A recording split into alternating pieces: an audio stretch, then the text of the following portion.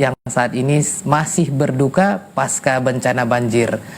Apa kabar antum semuanya di hari ini, hari Sabtu, kita berada di tanggal 13 Desember 2025 atau 22 Jumadal Akhirah 1447 Hijriah. Dan kaum muslimin dan muslimah, kembali kita bersua dalam program Talkshow Kesehatan Klinik Asil TV, solusi sehat kita bersama. Assalamualaikum, apa kabar Bang Rey? Waalaikumsalam warahmatullahi wabarakatuh. Alhamdulillah. Bagaimana antum melihat tadi video singkat opening kita? Subhanallah ya, kita turut berduka untuk kaum muslimin dan kaum muslimat, khususnya saudara-saudara kita di Pulau Sumatera umumnya. Seperti yang antum sebutkan tadi, 3 provinsi terdampak paling besar, dan kita bermohon kepada Allah ini bisa cepat segera pulih kondisi. Dan tentunya ini butuh kerjasama dan uluran tangan bersama dari seluruh kaum muslimin ya. Taib, Abu Auni, kita hari ini sudah kedatangan narasumber dan kita akan membahas juga satu tema yang berkaitan erat dengan kondisi saudara-saudara kita saat ini yang terdampak bencana banjir dan tanah longsor di Pulau Sumatera. Iya, apa nih yang kita bahas nih? Masya Allah. Bencana melanda, haruskah luka di jiwa? Masya Allah, ini agak sendu kita mendengarnya. Iya. Dan mudah-mudahan ini pembicaraan kita nanti akan sedikit banyak bisa mengobati luka dan juga barangkali ada yang trauma. Ini akan kita bahas secara ilmiah bersama narasumber kita, spesialis sarjana psikolog ya. Beliau yang sudah beberapa kali mengisi di Klinik Asil TV. Tentunya beliau terkait dengan kesehatan mental atau jiwa ya. Siapakah beliau? Ini dia. Beliau adalah Muhammad Idam Aditya, spesialis sarjana psikolog CHT dan di MAP dan CBT. Betul sekali. Assalamualaikum Pak Idam. Waalaikumsalam warahmatullahi wabarakatuh. Apa kabar nih Pak Idam hari ini? Alhamdulillah, binikmati muslihat. Alhamdulillah sehat ya. Alhamdulillah. Ini agak sedikit sendu Pak Idam ya dengan kondisi saat ini, dan sesuai tema kita bencana melanda haruskah luka di jiwa, ini akan kita bahas bersama Pak Idam nanti. Barangkali juga saudara-saudara kita yang terdampak, apakah ada yang kehilangan harta tentunya, kehilangan jiwa atau orang-orang tercinta pastinya juga ada. Atau yang masih belum ketemu juga barangkali ada. Iya, sebelum kita membahas tentang bencana, kita sapa dulu Pak Idam. Ini kita kan baru antum yang membahas terkait dengan kesehatan psikolog atau mental ya. Betul. Nah, ini ada sedikit kita perkenalan, yaitu ini apa nih Pak Idam? SPSI, kemudian CHT, dan terkait CBT. ini ya. Silakan. Assalamualaikum Pak Idam. Singkat aja Pak Idam untuk ini, barangkali ada yang belum. SPSI, saya alhamdulillah sarjana psikologi, artinya menyelesaikan S1 psikologi ya, Abu Auni dan Bang Rey. Kebetulan juga dalam keseharian saya lebih fokus psikologinya dalam masalah klinis, artinya ya di bawah pendampingan juga psikiater dan psikolog klinis. Jadi kalau kami yang S1 psikologi ini memang harus ada manajemennya kan, harus ada manajemen psikolognya atau psikiaternya seperti itu. Kemudian di MAP CBT itu adalah gelar untuk terapi CBT-nya, artinya mungkin nanti termasuk di bencana, ini bisa kita terapkan nih Abu Auni, terapi CBT ini gitu Bang Rey.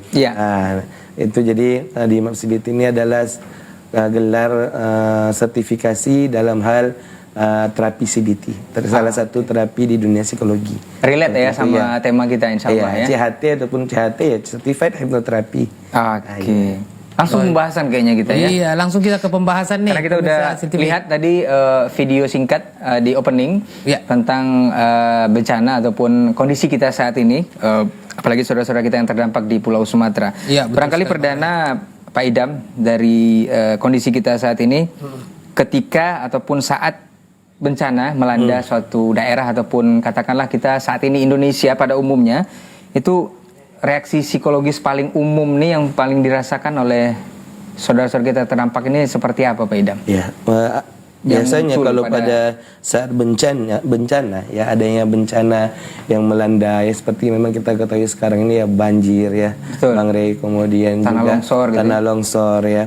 Yang namanya bencana itu memang sudah fitrahnya manusia akan mengalami beberapa hal. Yakni salah satunya mungkin sedih, ya, menangis, kemudian juga adanya ketakutan, serta mungkin kebingungan, kemudian juga adanya kesulitan dalam berpikir. Dalam berpikir ini termasuk kesulitan dalam bertindak. Makanya terkadang orang ketika menghadapi bencana, yang namanya bencana ya pasti datangnya tiba-tiba. Ala kulli hal bencana datang, kemudian pasti orang yang dialami yang pertama panik.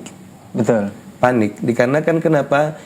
Karena bencana itu merupakan seperti shock ya, sesuatu yang datang tiba-tiba. Kemudian ketika sesuatu itu datang tiba-tiba, otak manusia itu tidak bisa langsung berpikir drastis.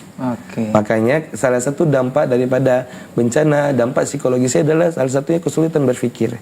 Sehingga terkadang yang harusnya ketika tidak bencana, seseorang itu tahu misalnya bencana kayak banjir seperti itu ya, Bang Rey dengan Abu Auni. Mungkin ketika orang banjir, awalnya mungkin orang ketika dia nggak banjir tahu, oh ketika banjir nih saya akan pergi ke tempat yang lebih tinggi. Ada step-step. Ada gitu step-stepnya. Dia tahu langkah-langkahnya. Oh, ya ketika banjir akan datang, saya akan ke tempat yang lebih tinggi. Saya nggak akan mikirkan barang-barang. Yang penting saya, istri saya, anak-anak saya. Tapi ketika bencana banjir itu datang, hilang. Ya terkadang yang step-step tadi hilang, hilang dan hanya tinggal paniknya saja.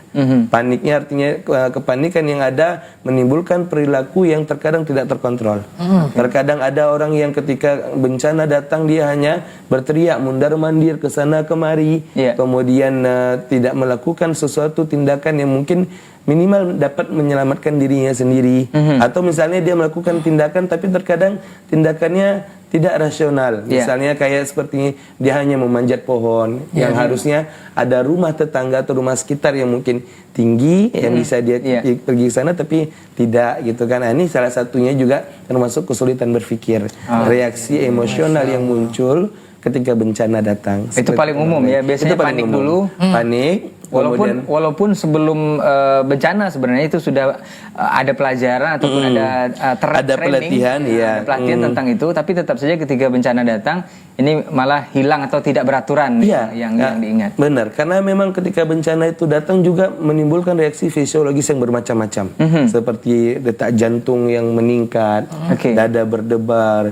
kemudian kesulitan bernafas, mengatur nafas karena mungkin berlari dan yang lainnya, sehingga fungsional otak itu terkadang bingung harus mendahulukan yang mana. Karena fisiologis juga menuntut seperti kayak mengatur pernafasan itu kan juga mengontrolnya di otak. Iya betul. Gitu Bang Rey. Makanya ketika bencana datang ada orang yang teriak-teriak histeris atau nangis, kita tidak langsung mengatakan dia gangguan psikologis. Karena itu fitrah.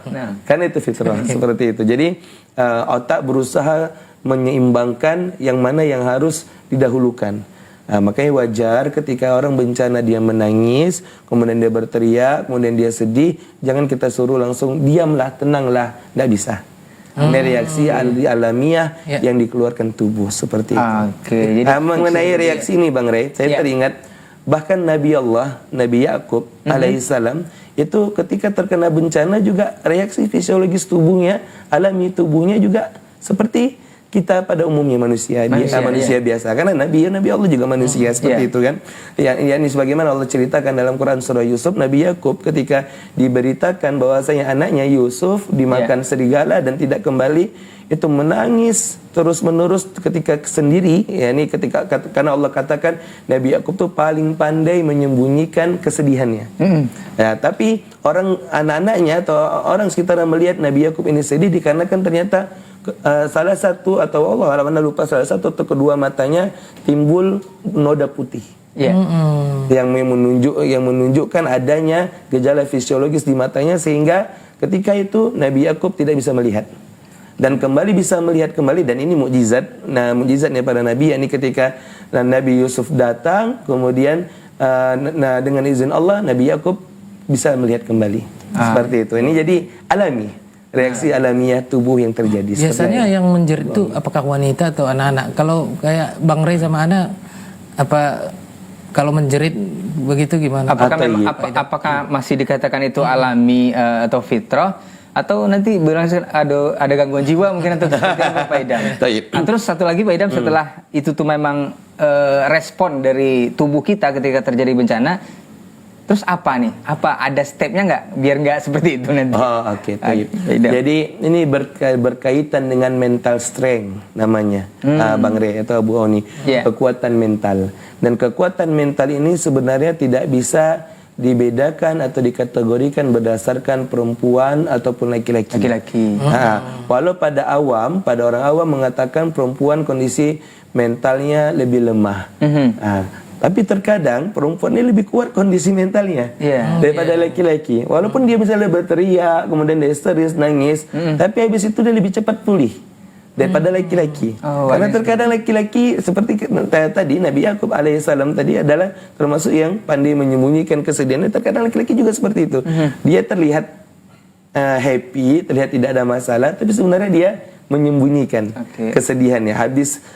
Makanya ketika bencana selesai, perempuan tadi kembali gembira, kembali seperti akan pulih gitu. Tapi laki-laki ketinggalan pulihnya. Dia lebih banyak sedihnya, memikirkan setelah bencana anak istrinya mau makan apa, kemudian belum lagi harta-harta yang sebelumnya Allah titipkan saat ini Allah ambil kembali, misalnya seperti itu. Sementara anak-anak dan istrinya perlu akan hal itu. Makanya tidak bisa dibedakan atau tidak bisa kita judge bahwasanya laki-laki lebih lemah keadaan psikologinya ketika bencana ataupun sebaliknya. Bukan gendernya ya? Iya, bukan gendernya seperti itu. Kecuali mungkin pada fase perkembangan, Bang Rey, pada anak-anak, remaja, dewasa akhir, dewasa awal, dewasa akhir, ataupun lansia, ini baru bisa dibedakan. Nah, seperti itu. Jadi kalau ada yang teriak nggak masalah juga sebenarnya. Iya, nggak masalah. Misalnya laki-laki kalau ada bencana dia berteriak minta tolong, nggak masalah. Berarti mungkin mental strength-nya rendah. Baik. Ada tadi dua sebenarnya yang anak kurang paham ya, mungkin ada pemirsa juga yang kurang paham ya. Terkait dengan istilah psikologis ini ya, yaitu healing traumatik dan shock terapi. Ya itu tadi ya programnya? Enggak, keadaan shock. Keadaan shock, dia shock. Kemudian kalau healing terapi mungkin kita bahas juga nanti insyaallah Bu Nia. Baik, kemudian Pak Idam, apakah setiap orang yang sudah mengalami terkena bencana selesai banjir, ya, apakah bagaimana nih kita melihat apakah dia kena gangguan psikologisnya? Kan nggak semuanya kena. Tidak. Iya, itu bagaimana nih Pak Idam? Atau ada beberapa yang trauma mungkin ada ininya. Ada yang mana yang dominan, yang mana yang betul. Memang ketika bencana datang kepada kita ya Bang Rey, Abu Oni, memang ya pastinya bencana tidak diharapkan oleh siapapun itu, gitu kan. Tapi ketika bencana datang kepada seseorang, maka bisa jadi bencana ini bisa menimbulkan trauma kepada seseorang, trauma sementara ataupun trauma berkelanjutan. Ada jangka panjang pendek ya. Kalau trauma sementara ini wajar. Kayak kita katakan tadi, reaksi fisiologis dan psikologis tubuh manusia. Yakni misalnya ketika dia terkena bencana dia nangis, kemudian berteriak, lari, ataupun misalnya ketakutan, ini wajar. Namun ketika trauma ini trauma yang berkelanjutan, dalam psikologi kami mengenalnya dengan istilah PTSD, Post Traumatic Syndrome Disorder. Atau adalah pembahasan kitanya adalah agak susah itu ulang, post itu setelah trauma, sindrom itu merupakan gejala, disorder gangguan. Gejala-gejala gangguan yang datang pasca trauma, setelah trauma. Artinya normalnya trauma itu tidak akan berlama-lama. Seperti itu Bang Rey. Karena pasti akan ada masa pulihnya, akan ada masa bangkitnya, dan akan ada masa di mana seseorang kembali menjalani kehidupannya seperti semula sedia kala sebelum adanya bencana. Seperti itu. Namun qadarallahu wa masya'afal, terkadang ada beberapa yang Allah uji setelah trauma bencana itu, akhirnya traumanya berkelanjutan. Ini banyak faktornya Bang Rey, banyak faktornya Abu Auni. Salah satu faktor yang paling terbesar adalah bagaimana ketepatan penanganan saat pertama kali seseorang mengalami trauma, agar trauma tadi tidak berkelanjutan. Makanya kami yang bergerak di dalam bidang jiwa, yakni para sarjana psikologi ataupun psikolog klinis yang lebih utama yang bergerak dalam hal klinis ataupun psikiater, kami mengenal dengan istilah psychological first aid, pertolongan pertama psikologi. Kalau umpama medis ada IGD-nya, orang anti jantung ada pertolongannya, gula darah tinggi ada pertolongannya. Kami orang psikologi itu juga ada pertolongan pertama pada masalah psikologis. Apa namanya itu? Ada 3. Ada 3. Ada 3, Abu Oni dan Bang Ray. Sebenarnya gampang dan bisa dilakukan oleh siapapun, asalkan dia melakukan 3 ini. Di luar intervensi klinis ya, Abu Oni. Artinya di luar terapi-terapi yang lain yang diberikan, yang mungkin hanya bisa diberikan oleh psikolog klinis atau oleh psikiater, atau misalnya oleh kami selaku psikoterapis tapi tetap di bawah pengawasan psikolog klinis atau pengawasan psikiater seperti itu. Tapi yang bisa dilakukan oleh orang awam itu ada 3. Yang pertama, dengarkan. Yang pertama, dengarkan. Curahan hati. Iya, cukup didengarkan curahan hati, cerita ataupun apa yang akan disampaikan oleh orang yang trauma. Jangan pernah komentari dulu. Misalnya Bang Ray ini pulang-pulang, kemudian misalnya saya adalah misalnya adiknya Bang Ray. Kebetulan kita satu rumah. Pulang-pulang Bang Ray tanpa assalamualaikum atau tanpa apa, tiba-tiba membanting tas, kemudian melepas sepatu, kemudian membanting sepatu, kemudian berkata, memang itu nggak tahu dia bla bla bla bla. Misalnya seperti itu Bang Ray. Maka mungkin Bang Ray sedang ada problem, sedang ada trauma di tempat kerja, misalnya gitu ya Bang Ray ya. Misal ya. Itu tindakan yang tepat saya lakukan adalah dengarkan. Jangan langsung udah sabar, jangan kayak gitu, jangan emosian, jangan marah-marah. Ini nggak akan masuk. Dikarenakan makanya Nabi SAW, petunjuk Nabi SAW adalah untuk orang yang marah adalah berwudu. Kemudian masih marah, duduk. Masih marah juga, berbaring, tidur. Seperti itu. Artinya Nabi tidak langsung menasihati atau tidak langsung menyuruh kita memberikan nasihat kepada orang yang marah. Nah, seperti itu. Jadi dalam psikologi juga sama.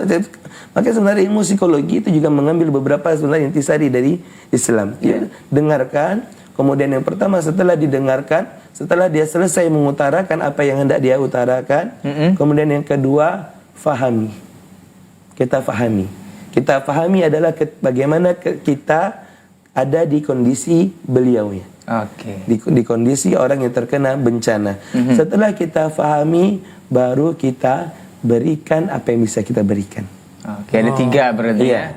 Dengarkan, fahami, kemudian berikan apa yang bisa diberikan. Terkadang Bang Ray, Abu Oni, orang tidak selalu butuh diberikan dalam bentuk uang. Atau harta benda. Terkadang kita memberikan, misalnya ketika dia cerita kemudian kita rangkul, kemudian kita bilang insyaallah semua ini akan ada akhirnya, insyaallah semua ini akan ada ujungnya. Dan terakhir mungkin jangan pernah judging. Jangan pernah memberikan penghakiman ataupun judge. Seperti misalnya, makanya rajin sholat, makanya sabar, makanya ini itu. Seakan-akan yang bencana adalah makanya jangan illegal logging. Makanya jangan seperti ini, jangan seperti itu. Semua disalahkan ya. Iya.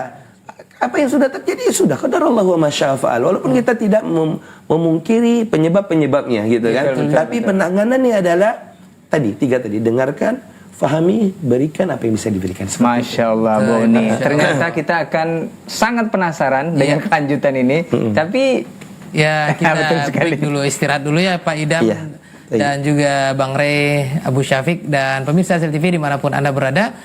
Bencana melanda, haruskah luka di jiwa? Kita lanjutkan perbincangan kita. Tetap bersama kami di program Talkshow Kesehatan Klinik Hasil TV setelah pesan-pesan berikut ini. Solusi sehat kita bersama. Hasil TV, solusi sehat kita bersama.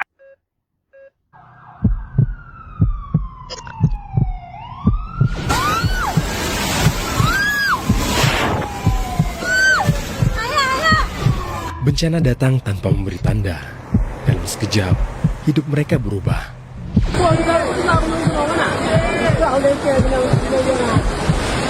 Rumah hilang, jalan tertutup, dan harapan memudar. Di tengah serba kekurangan, mereka bertahan dari takut, lapar, dan dingin. tapi harapan itu masih mereka genggam. Harapan bahwa di luar sana ada hati yang peduli. Saat ini, kita bisa menjadi harapan itu. Asil TV Peduli bersama Markas Sunnah Nusantara Al-Hijrah mengajak kaum muslimin dan muslimat untuk ikut meringankan beban saudara-saudari kita yang tertimpa bencana. Salurkan bantuan Anda melalui Bank Syariah Indonesia ke nomor rekening 2021 155 155 atas nama Asil TV Peduli. Konfirmasi donasi melalui WhatsApp di nomor 0811 755 0606. Semoga Allah Subhanahu wa taala membalas setiap kebaikan dengan pahala yang berlipat. Jazakumullahu khairan.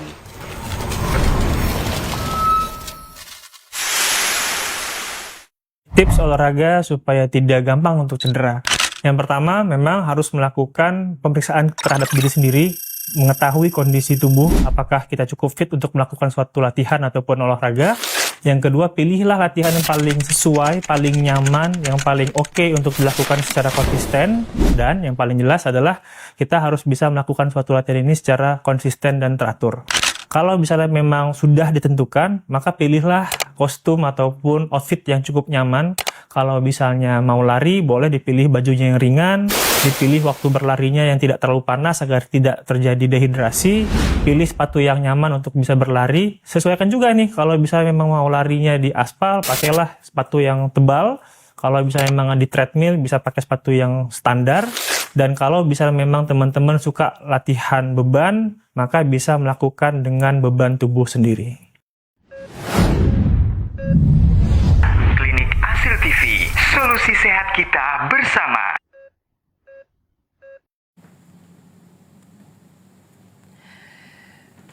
Pemirsa Asil TV dimanapun Anda berada, kembali bersama Ana Abu Auni dan juga Bang Ray Abu Syafiq dalam program Talkshow Kesehatan Klinik Asil TV, solusi sehat kita bersama. Baik, masih bersama psikoterapis kita Pak Muhammad Idam Aditya. Beliau adalah sarjana psikologi.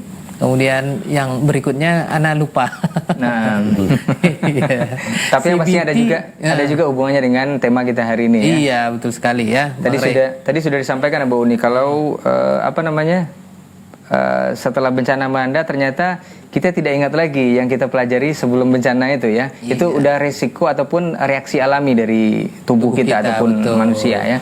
Ada juga tadi akibat jangka pendek dan jangka panjang yang ditimbulkan bencana. Oke. Ya. Kalau begitu kita tanya Pak Idam. Pak Idam, bencana Belanda, betul. Banjir, longsor dan sebagainya. Kan tadi Pak Idam bilang tentu kita luka ya, jiwa kita. Nah, sekarang pertanyaannya lukanya ini bagaimana nih? Nah, itu dia pertanyaannya Pak Idam. Luka yang seperti apa maksudnya? Iya, apakah lukanya itu luka ringan atau luka panjang atau yang bagaimana? Gimana nih? Dan kalaupun luka nanti ada nggak Pak Idam step-stepnya biar kita bisa memulihkan? Klasifikasinya gimana Pak Idam? Haruskah kita jiwa kita ini betul-betul terluka terus atau seperti apa kan? Insya Allah. Jadi bicara luka Abu Auni dan Bang Ray, kita berdoa kepada Allah Subhanahu wa taala semoga Allah Subhanahu wa taala melindungi kita daripada luka di jiwa tadi. Betul. Karena kalau luka di jiwa lebih susah mengobati daripada luka di tangan atau di kaki, seperti itu. Hanya saja kita bisa mengumpamakan ya luka di jiwa itu seperti luka di fisik. Ketika luka di fisik semakin besar benturannya, maka semakin besar luka itu muncul. Seperti itu. Kemudian juga luka ini juga berkaitan dengan juga unsur fisiologisnya, seperti misalnya kulit atau otot seseorang, ketebalan ototnya ataupun kulitnya, misalnya yang harusnya di beberapa case ini harusnya sudah fraktur atau patah, tapi di case-nya si fulan ternyata alhamdulillah tidak sampai patah, hanya retak. Mungkin bisa jadi karena ketebalan ototnya yang melindungi dia dengan izin Allah gitu kan, seperti itu. Jadi sama juga dengan jiwa. Ketika kita bicara luka di jiwa, luka di jiwa itu bukan langsung luka yang besar. Bisa jadi awalnya luka yang kecil, tapi tidak dirawat akhirnya menjadi luka yang besar. Seperti itu, Bang Ray dan Abu Auni. Misalnya kayak luka di fisik, misalnya kita terjatuh atau misalnya anak kita terjatuh, kemudian timbul luka. Lalu luka ini kalau tidak langsung dicuci, tidak langsung dibersihkan, tidak langsung dirawat, maka bisa jadi luka yang tadi ya awalnya memerah, bisa jadi lama kelamaan jadi timbul yang namanya nanah, pus atau nanah. Kalau bahasa medisnya pus atau nanah, timbul pus, dan pus atau nanah tadi jikalau dia langsung dibersihkan, maka luka tadi infeksinya mereda dan tidak infeksi lanjutan. Tapi kalau misalnya dibiarkan dan tubuh tidak mampu melawan luka tadi, ya dengan izin Allah tentunya semuanya, akhirnya qadar Allah mungkin bisa jadi yang luka, gara-gara luka kecil tadi bisa jadi menyebabkan infeksi yang meluas, sampai mungkin bisa jadi amputasi dan yang lain sebagainya. Walaupun banyak faktor-faktornya seperti itu. Sama halnya dengan luka di jiwa. Ya, mungkin tatkala bencana seseorang tidak langsung mengalami PTSD. Abu Auni dan Bang Rai. PTSD yang tadi post traumatic syndrome disorder tadi. Betul. Tidak langsung mengalami PTSD, bisa jadi awalnya dia hanya mengalami gejala gangguan trauma yang akut. Gangguan trauma akut. Gangguan trauma akut ini artinya trauma yang berlangsung hanya beberapa hari. Beberapa hari setelah bencana terjadi. Dan Anda sendiri ini pernah mengalami Abu Auni dan Bang Rai yang gangguan atau gejala trauma akut ini. Misalnya dulu mungkin Bang Rai atau Abu Auni juga mungkin dulu pernah ingat bencana yang Allah timpakan juga ke saudara-saudara kita di negeri yang sama di Aceh di tahun 2004 ya. Tsunami. Aywa, tsunami. Nah, walaupun Ana waktu itu tidak di Aceh, tapi Ana waktu itu tinggal di Medan. Kebetulan Ana dan sekeluarga kami lahir di Medan, Abu Auni, Bang Rai. Jadi kami tinggal di Medan. Itu yang mengalami gangguan atau gejala gangguan trauma akut tadi bukan hanya Ana aja, tapi tetangga sekitar juga. Tapi di Ana mengalami ketika Ana masuk ke kamar mandi, itu Ana tidak berani untuk menghidupkan keran air. Kenapa? Karena Ana di pikiran Ana khawatir nanti ketika ada yang berteriak gempa gitu, nggak dengar. Ketika nggak dengar tertimpa, namanya itu masih kalau bahasa sekarang bocil, masih anak-anak. Ketika nggak terdengar, kemudian misalnya tiba-tiba rubuh bangunan tertimpa, Ana nggak bisa menyelamatkan diri sampai segitunya. Gitu. Dan itu mungkin bisa jadi Ana bilang bukan hanya akut tapi kronik, sempat berlangsung beberapa lama, dan Ana mungkin baru paham ternyata itu adalah masalah atau sebuah gangguan ketika Ana kuliah psikologi.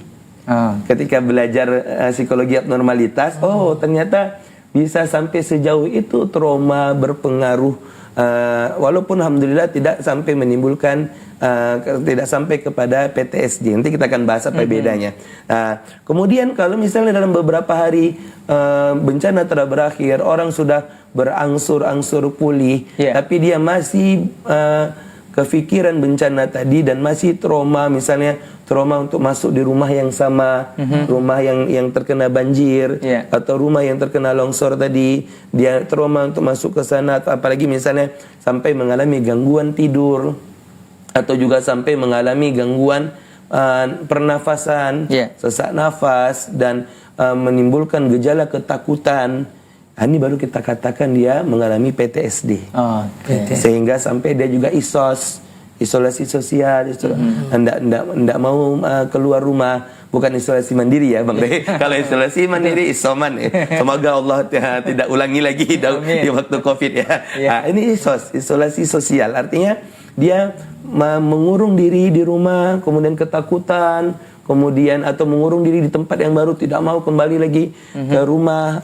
Kemudian misalnya anaknya Allah ambil meninggal ketika bencana, lalu di hari-hari berikutnya dia trauma untuk mendengar tangisan anak kecil yang mungkin di pikirannya menganggap itu merupakan tangisan yang sama dengan yang terjadi di anaknya yang dulu. Ini baru kita bisa kategorikan dia mungkin memiliki gejala PTSD, yang mana mungkin nanti bisa langsung kita bawa ke psikolog atau ke psikiater. Nanti baru psikolog atau psikiater yang menetapkan apakah ini PTSD atau tidak. Masya Allah. Bang Rey, ini sudah ada pertanyaan nih.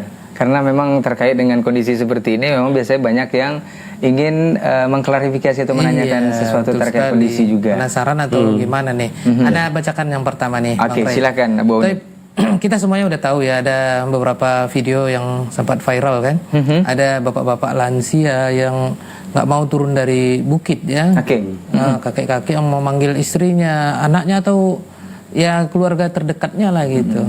pulang gitu. Ragam hal yang terjadi pastinya. Iya. Nah, ini terkait dengan seperti itu. Nah, ini pertanyaannya, Dok, saya mau bertanya. Yang mencirikan seseorang itu terkena PTSD itu sebenarnya apa ya? Apa semua stres pasca trauma itu pasti terkena PTSD? Nah, itu dia. Ya, itu dia yang tadi kita baru jelaskan ya. Abu Oni ya. Itu yang kita mungkin tadi baru. Pas sekali ini. Iya, jelaskan. Pas sekali. Jadi kita lanjutkan. Jadi mungkin kalau di awal tadi kita katakan mungkin beberapa hari setelah bencana atau misalnya 1 minggu setelah bencana, mungkin kita masih mengatakannya dia trauma akut. Wajar, atau mungkin trauma kronik. Itu wajar. Itu masih dikatakan wajar. Dengan syarat sebelumnya yang bersangkutan tidak mengalami gangguan psikologis atau tidak punya riwayat psikologis sebelumnya, masalah psikologis. Artinya sebelumnya beliau mungkin sehat, bisa beraktivitas dengan normal, tapi setelah bencana masih misalnya kayak dibilang Abu Oni tadi menetap di lereng, di bukit, kemudian mengajak anak istrinya atau misalnya juga orang yang nggak mau balik ke rumahnya lagi gitu kan. Ini mungkin kalau masih berlangsung beberapa hari atau mungkin misalnya maksimal 1 minggu, maka ini masih bisa dikatakan wajar. Tapi kalau misalnya dia lebih, seingat saya di DSM ataupun di PPDGJ, yakni Pedoman Pendiagnosisan Gangguan atau Masalah Kejiwaan baik punya psikiater ataupun punya psikologi, kalau dia menetap lebih daripada 2 minggu atau menetap lebih daripada 4 minggu, baru kita bisa katakan dia memiliki gejala PTSD. Dengan gejala-gejala lain yang mengiringinya, seperti misalnya sulit tidur, kemudian misalnya selalu mimpi buruk, kemudian ketika tidur itu dia suka terbangun-bangun, kemudian dia mimpi buruk, kemudian dia menghindari pembicaraan tentang banjir. Artinya ketika orang ngobrol tentang banjir, dia langsung mengatakan, udah jangan bicarakan itu lagi, nggak usah dibahas-bahas lagi. Sampai segitu ya, nggak usah dibahas-bahas lagi, misalnya seperti itu, dengan menunjukkan emosional yang labil. Kemudian juga dia tidak mampu menjalankan kegiatan hari-hari, kayak tadi saya bilang dia isolasi sosial. Kemudian misalnya sampai nauzubillah terkadang ada yang mengatakan karena dia kehilangan keluarga atau orang-orang tercintanya, dia mengatakan, untuk apa aku hidup? Mending aku mati saja bersama mereka. Bahkan dikarenakan terkadang gangguan atau yang masalah trauma tadi mengganggu seseorang tadi, Abu Oni, sampai terkadang dia punya ide untuk bunuh diri, mengakhiri hidupnya dikarenakan terus kepikiran, terus diiringi atau dibayang-bayangi oleh ketakutan bencana tadi. Ini baru kita bisa katakan seseorang tadi mengalami PTSD. Seperti itu. Jadi bukan PTSD yang lain itu ya. Jadi mudah-mudahan bisa menjawab dari penjelasan Pak Idam tadi. Jadi kalau memang berlanjut hingga pekan berikutnya atau malah lebih 1 bulan Pak Idam, ini bisa lebih dari 1 bulan. Bisa dikategorikan PTSD. Iya. Apa kita lanjut atau seperti apa? Baik, kita lanjut satu lagi, Bang Ray. Iya, satu lagi pertanyaan berikutnya. Untuk antum dan antuna pemirsa yang mau bertanya langsung juga boleh di 0811-755-0606 ya. Kita bacakan pertanyaan di layanan WhatsApp dulu. Kita izin Pak Idam. Halo dokter, Assalamualaikum. Saya mau bertanya, sepekanan ini saya sering mengkhawatirkan hal-hal kecil. Ini terkait juga seperti yang tadi, tanpa sebab itu dok. Jantung saya berdebar kencang, sesak napas terkadang, suka nangis sendiri dan bikin saya susah tidur. Kenapa ya dok? Apa yang salah? Dan kalau mau diobati, stepnya mulai dari mana ini? Oke, Masya Allah. Pertama, untuk bapak atau ibu yang bertanya, ya step awal bapak atau ibu segera ke fasilitas kesehatan yang mendukung kesehatan jiwa terdekat. Artinya ke psikolog klinis atau ke psikiater terdekat. Kemudian kalau hanya berdasarkan bapak menyampaikan keluhan, bedanya di kesehatan jiwa dengan kesehatan fisik. Mungkin kalau kesehatan fisik, bapak menyampaikan keluhan, kemudian dokter bisa langsung mengerti apa yang harus dicek, apa yang harus diobati. Tapi kalau pada kesehatan jiwa, bedanya adalah harus dicari benang merahnya. Kalau kami orang psikologi mengatakan harus dicari benang merahnya, sumber akar masalahnya apa. Dan ini bisa diketahui hanya dari proses konseling, konseling oleh psikolog atau konseling oleh psikiater. Kemudian kalau misalnya sampai tadi sesak napas ya. Betul. Dada berdebar. Kemudian apa lagi tadi? Nangis sendiri. Apalagi tadi Abu Ray? Susah tidur. Apalagi sudah sampai ke gangguan tidur yang kalau misalnya gangguan tidurnya masih di tahap terkadang bisa tidur, terkadang tidak, atau tidur tapi masih terbangun-bangun, masih bisa tidur lah intinya, tidak bisa, bukan tidak bisa tidur sama sekali, tapi hanya sesekali, ini masih bisa ke psikolog.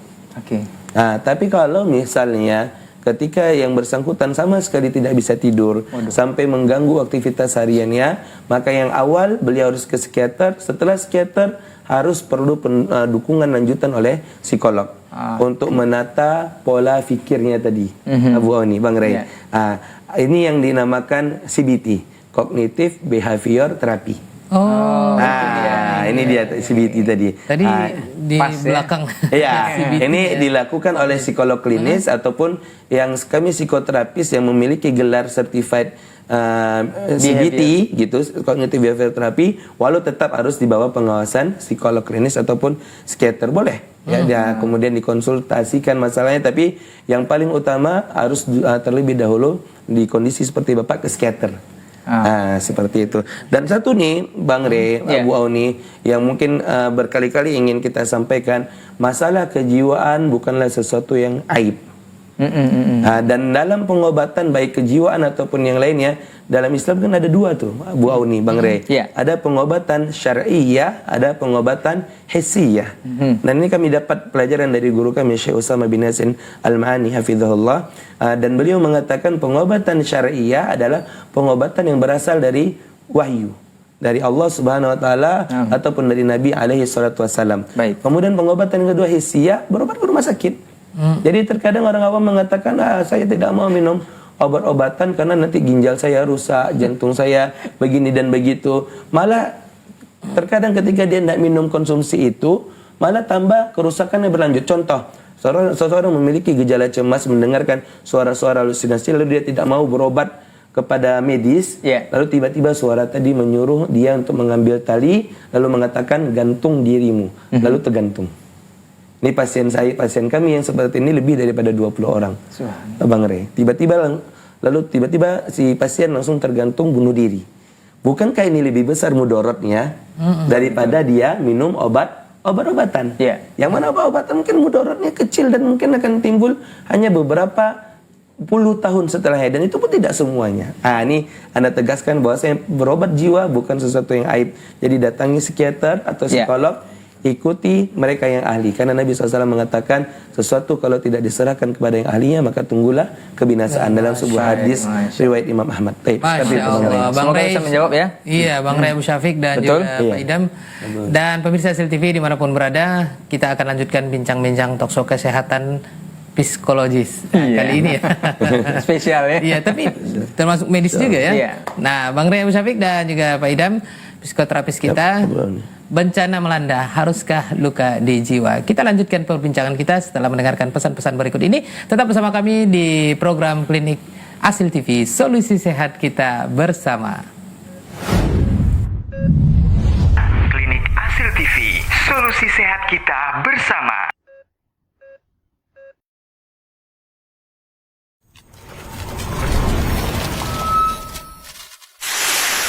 Bismillahirrahmanirrahim. Assalamualaikum warahmatullahi wabarakatuh. Bapak Ibu yang dimuliakan Allah Subhanahu wa taala, saya sekarang berada di atas jembatan yang tadinya jembatan permanen, sekarang besi-besinya bagaikan kerupuk. Ini adalah lokasi yang mana di tepi jalan ini semuanya rumah-rumah yang bersusun-susun. Dan itu sekarang tiada dan hilang. Masih ada 85 orang yang belum dapat sampai sekarang.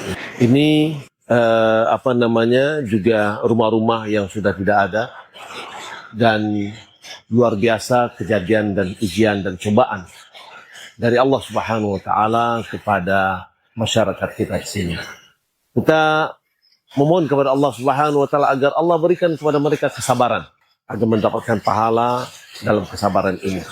Tapi kita sebenarnya juga uji pemirsa dan Bapak Ibu di belakang Allah Subhanahu wa taala yang kita jauh dari kondisi ini, malah bergelimang nikmat. Kita diuji keimanan kita, yaitu kepedulian kita kepada mereka. La yu'minu ahadukum hatta yuhibba li akhihi ma yuhibbu li nafsihi. Tidaklah beriman salah seorang di antaramu sampai dia mencintai untuk saudaranya apa yang dia cintai itu dirinya sendiri. Kalau seandainya kita ingin anak kita nyaman, keluarga kita nyaman, lalu orang-orang di sini kurang nyaman, tinggal di pengungsian, maka hendaklah kita berikan perhatian kita kepada mereka sebagai bentuk iman kita. Dan orang mukmin itu adalah bersaudara, innamal mu'minuna ikhwah. Barakallahu fikum. Ini informasi memberikan manfaat kepada kita dan ibrah bagi kita semua. Muhammad wa ala alihi wa sahbihi ajma'in. Assalamualaikum warahmatullahi wabarakatuh.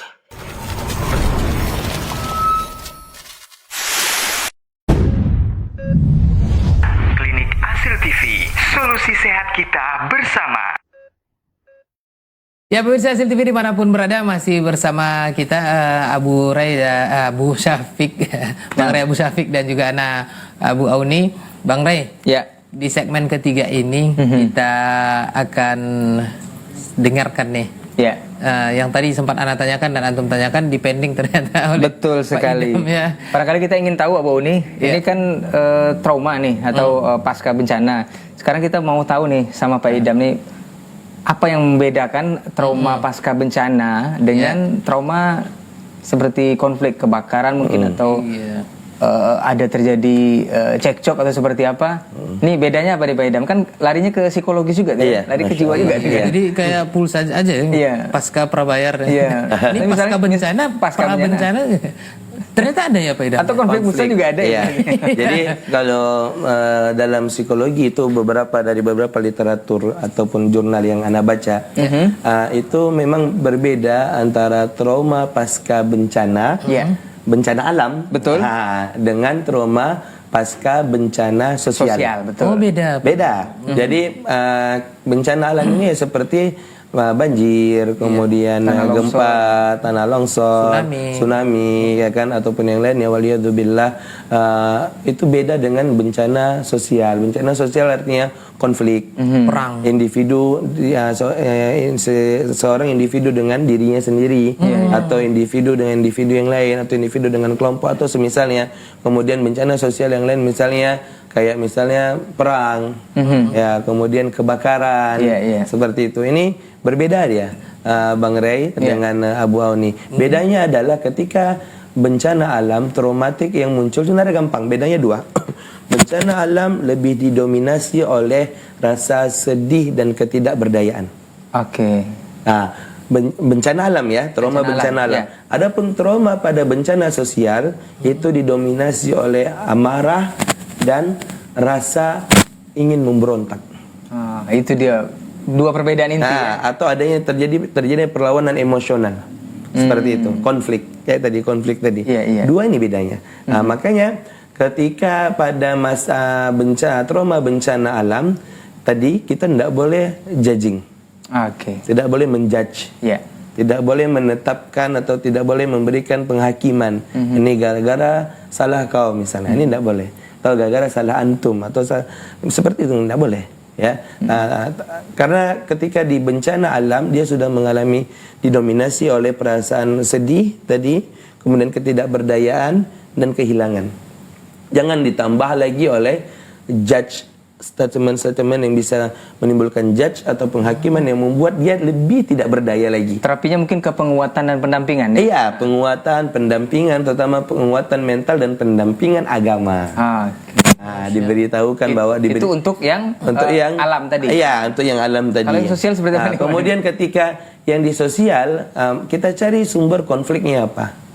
Kemudian kita penuhi kebutuhan yang belum terpenuhi. Misalnya konfliknya dia berkaitan misalnya dikarenakan dia dibully. Maka kita lihat apa yang belum terpenuhi daripada apa yang kasus bully tadi. Misalnya karena dia adalah sosok yang lemah misalnya. Kita kuatkan dia berarti secara fisik juga. Kemudian tetap yang paling nomor satu maupun trauma bencana alam ataupun bencana sosial yang paling nomor satu adalah pendampingan agama. Karena di dalamnya sudah lengkap semuanya sebenarnya Abu Auni dan Bang Ray.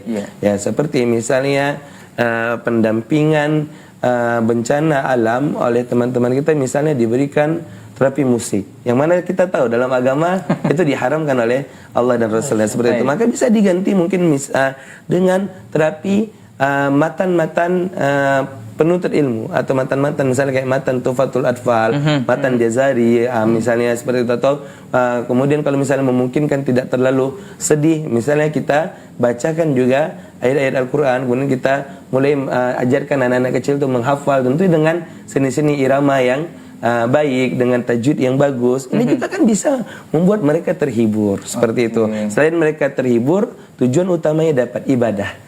Karena hakikat kita diciptakan oleh Allah Subhanahu wa taala seluruhnya untuk ibadah, baik dalam keadaan bencana ataupun tidak. Kan seperti itu Abu Oni. Dan kalau ahlinya bicara memang dagingnya dapat gitu. Saya Bang Rey, Abu Syafiq dan Pak Idam. Tadi Pak Idam sempat mengatakan bahwa kalau ada dua, bencana alam dan bencana sosial. Betul. Nah, kalau bencana alam misalnya kan kita trauma tinggal di pantai, tsunami, dekat sungai mungkin banjir, kalau ke atas bukit tanah longsor gitu ya. Nah, kalau sosial sendiri bagaimana nih Pak Idam? Apakah menghindari kebakaran atau gimana? Iya.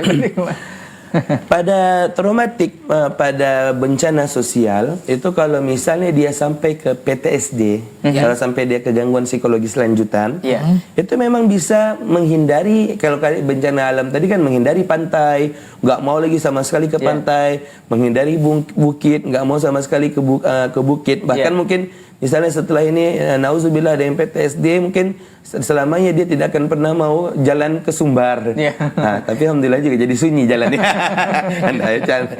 Mudah-mudahan tidak seperti itu kan. Jadi menghindari jalan misalnya ke Sumbar, alhasil dia tidak mau ke Sumbar, tidak mau ke pantai. Kalau pada konflik, terkadang dia menghindari sosok. Menghindari sosok. Misalnya pada anak kecil, dia menghindari sosok orang dewasa. Selalu takut misalnya berjumpa orang dewasa, atau dia tidak mau keluar, atau mungkin misalnya histeris ketika jumpa dengan orang dewasa, atau misalnya lagi anak kecil yang mengalami pemerkosaan.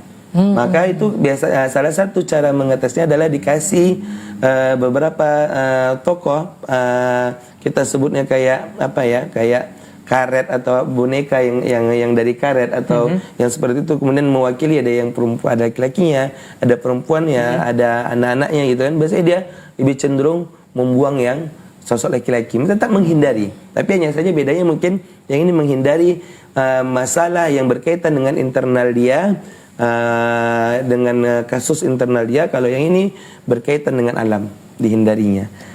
Seperti itu, Bang Rey, Abu Auni. Next. Barangkali ini memang kita cukupkan dulu. Kayaknya nggak habis-habis nih ya. Masya Allah. Iya. Atau Pak Idam suruh di sini aja ya. Masya Allah. Kayaknya perlu Pak Idam nih ke kem-kem pengungsian ya. Masya Allah. Kemarin sempat rencana Abu Auni, tapi qadarullah, Ana juga ada autoimun nih, jadi ada ini, jadi lagi ngedrop juga. Kemudian di pondok kami juga lagi ada beberapa pasien baru, daripada nanti traumanya ke diri Anda sendiri. Tapi jadi mudah-mudahan kan kita support dalam bentuk yang lain. Betul. Mudah-mudahan pemirsa Asil TV bisa dan ini dikit menonton. Abu Auni, bagi pemirsa Asil TV yang mungkin mau konsultasi, mungkin habis ini boleh insyaallah gratis kita berikan fasilitas konsultasi gratis. Bagi yang mau konsultasi, nanti kita akan sesuaikan apakah nanti memang perlu pendampingan psikolog atau psikiater. Kita bantu juga nanti konsulkan kepada yang lebih ahlinya. Masya Allah. Seperti itu. Ini mungkin bentuk bantuan yang bisa kita berikan. Jadi nggak harus langsung ke lokasi bencana. Banyak cara. Pengungsian. Banyak cara yang bisa dilakukan. Masya Allah. Jazakumullah khair Bang Abu Syafiq dan Pak Idam Muhammad Idam Aditya. Beliau adalah psikoterapis, dan kalau ingin berkonsultasi terkait dengan psikologis atau mental atau jiwa, silakan langsung saja. Mudah-mudahan Allah Subhanahu wa taala memberkahi perjumpaan kita. Mohon maaf atas segala kesalahan dan kekurangan. Kita doakan sekali lagi agar saudara-saudara kita yang terkena dampak banjir ini ya, Bang Rey. Tapi alhamdulillah mereka kalau masih hidup mudah-mudahan diberikan kesehatan jiwa. Amin. Jazakumullah khair untuk semuanya. Barakallahu fikum. Kita lanjutkan di perjumpaan berikutnya. Tetap bersama kami nanti insya Allah dalam program Talkshow Kesehatan Klinik Asil TV. Dan sampai di sini perjumpaan kita, semoga bermanfaat. Kita sama-sama tutup dengan doa kafaratul majelis. Subhanakallahumma bihamdik asyhadu an la ilaha illa anta astaghfiruka wa atubu ilaik. Wassalamualaikum warahmatullahi wabarakatuh.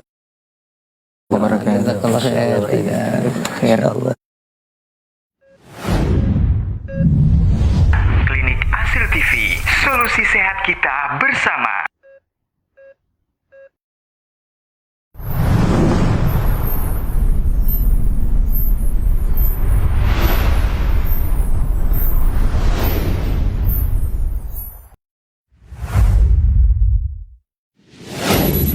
Assalamualaikum warahmatullahi wabarakatuh. Saudara-saudariku, para pemirsa Asil TV dimanapun Anda berada, rahimani wa rahimakumullah. Semoga antum selalu berada dalam lindungan Allah Tabaraka wa Ta'ala. Dan semoga kesehatan, keberkahan, rahmat dan nikmat Allah Tabaraka wa Ta'ala selalu meliputi Anda semuanya. Ma'asyiral muslimin, ma'asyiral muslimat, dakwah merupakan sebuah tugas bersama dari umat Nabi kita tercinta Muhammad sallallahu alaihi wasallam. Allah Tabaraka wa Ta'ala menyuruh kita untuk meninggikan agama Allah Tabaraka wa Ta'ala dengan kemampuan yang kita miliki. Yang mampu dengan ilmunya, berdakwah dengan ilmunya. Yang mampu dengan tenaganya, berdakwah dengan tenaganya. Yang mampu menyumbangkan waktunya. Demikian juga yang mampu dengan hartanya, maka berdakwah dengan harta itu. Saudara-saudariku, para pemirsa Asil TV dimanapun Anda berada, pada kesempatan yang berbahagia ini, saya mengajak Anda, pemirsa Asil TV dimanapun berada, para pencinta Asil TV dimanapun berada, untuk meringankan beban operasional yang dibutuhkan oleh Asil TV di dalam mengemban suara dakwah yang agung ini. Mari infakkan sebahagian daripada yang Allah Tabaraka wa Ta'ala mudahkan kepada kita, dari apa yang Allah rezekikan kepada kita, guna kepentingan syiar dakwah melalui media-media, di antaranya adalah Asil TV.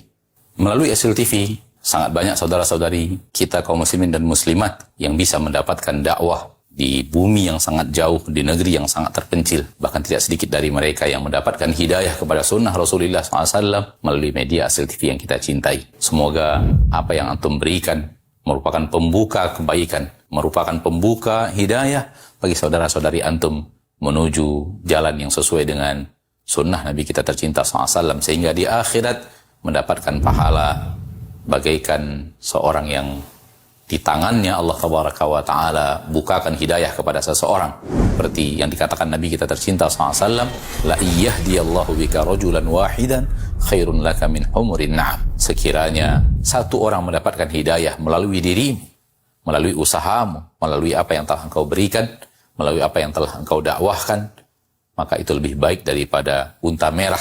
Sebagian para ulama mengatakan lebih baik daripada dunia dan perhiasannya. Sallallahu wasallam wa baraka wa an'am ala abdihi wa rasulihi Muhammad.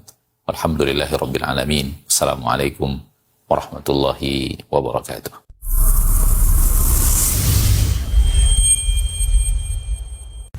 Alhamdulillah, telah hadir aplikasi dakwah yang menunjang kebutuhan umat muslim dalam melaksanakan ibadah harian yang sesuai dengan tuntunan Al-Quran dan As-Sunnah. Asil App hadir dengan fitur-fitur sebagai berikut: TV dan radio streaming. Fitur ini memudahkan pengguna untuk mengakses tayangan Asil TV, radio, dan televisi dakwah lainnya dalam genggaman pengguna. Fitur infak. Pengguna dapat menyalurkan infak untuk pembangunan Markas Sunnah Nusantara Al-Hijrah dan infak pendidikan di Markas Sunnah Nusantara Al-Hijrah kapan saja dan di mana saja dengan sangat mudah. Al-Quran dan Hadis. Fitur Al-Quran yang dilengkapi dengan terjemahan per kata, per ayat, dan ke depan insya Allah akan dilengkapi juga dengan tafsir. Dan fitur hadis yang memuat 8 kitab hadis populer yang bisa kita baca serta pelajari kapan saja dan di mana saja. Fitur kajian. Playlist serial kajian Asil TV guna memudahkan pengguna dalam menyimak video kajian secara berurutan dan sesuai tema. Fitur zakat, mempermudah pengguna dalam menghitung zakat harta. Fitur zikir, panduan zikir harian mulai dari zikir bangun tidur, zikir pagi dan petang, hingga zikir sebelum tidur. Fikih dan artikel dakwah, menyajikan berbagai kitab fikih dalam format PDF yang dapat dibaca dan dipelajari kapan saja. dan nasihat Islam melalui artikel dakwah yang update setiap harinya. Fitur Murotal, audio tilawah Al-Quran dari kori-kori terbaik. Info Masjid, mengetahui lokasi masjid terdekat